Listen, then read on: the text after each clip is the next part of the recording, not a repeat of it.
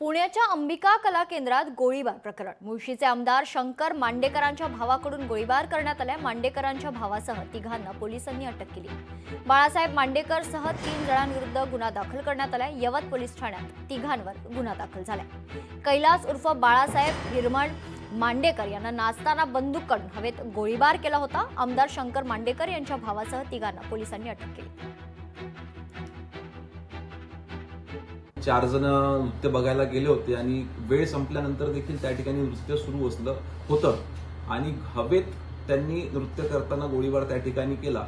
सुरुवातीला आमच्याकडे कुठली तक्रार त्या ठिकाणी आली नव्हती, परंतु नंतर जेव्हा पोलिसांना गावातून माहिती मिळाली तपासणी त्या ठिकाणी केलेली आहे आणि 4ही आरोपींवर त्या ठिकाणी गुन्हा दाखल केलेला आहे। नाही, आता नेमकी त्याची माहिती काढण्यात येईल की कोण कोणाचा भाऊ होतो किंवा कोण कुठले नातेवाईक होते आणि परंतु जर का कोणी काही चुकीचं कृत्य केलं असेल तर निश्चित त्यांच्यावर कारवाई करण्यात येईल। काल दुपारी मला ज्यावेळेस फोन आला पोलीस अधिकाऱ्यांचा की असं असं झालेलं आहे, त्यावेळेस मी त्यांना स्पष्ट भाषेत सांगितलं, मला आता तुमच्याकडनं कळालंय, काय असेल ती रीतसर कारवाई करा, ज्यांनी चूक केली असेल त्याची सजा होऊ द्या, जी काही कायदा असेल तर कायद्याप्रमाणे होईल। मला निरोप असा आला तुमच्या बंधूंच्या विरोधात आणि त्यांच्या मित्रांच्या विरोधात गुन्हा दाखल झालेला आहे, एवढंच मला सांगितलं। मला ज्यावेळेस कळलं मी स्पष्ट भाषेत सांगितलं की तुम्ही जायचं चौकीत जाऊ, जे कोण आपले अधिकारी असेल त्यांच्याकडे जाऊन हजर व्हा आणि ते हजर झाले। चुकीचं काम कोणी केलं असेल तर मी त्यात कधीच हस्तक्षेप करणार नाही, मग तो माझा भाऊ असू द्या, माझा मित्र असू किंवा कोणी असू, कारण की माझा इतिहास आहे, अख्ख्या तालुक्याला माहिती आहे।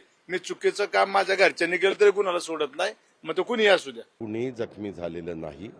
आम्ही व्यवस्थित माहिती घेतली, तिथं हवेत गोळीबार झाला तेव्हा ते बघून एक महिला तिथं बेशुद्ध पडली, परंतु तिला पुन्हा पाणी वगैरे देऊन शुद्धीवर आणलं। तिथं कुठलंही जखम कुणाला झालेली नाहीये। त्या संदर्भामध्ये कुठलाही राजकीय हस्तक्षेप होऊन देऊ नका, अशा प्रकारच्या सूचना जिल्ह्याचा पालकमंत्री म्हणून मी दिलेल्या आहेत आणि पूर्णपणे त्याचा तपास हे का घडलं, कशामुळे घडलं, का फायरिंग हवेमध्ये केलं गेलेलं आहे आणि त्यांना त्यांच्याकडे लायसन आहे का, त्यांच्याकडे वेपन ठेवण्याचं, ह्या सगळ्या गोष्टी तपासायला सांगितल्यात आणि ज्यांचा कुणाचा दोष आहे त्यांच्यावर सक्त कारवाई करा। त्याच्यात जमलं तर मकोका पण लावा। लोकशाही मराठी ऐका, पहा, जागरूक रहा।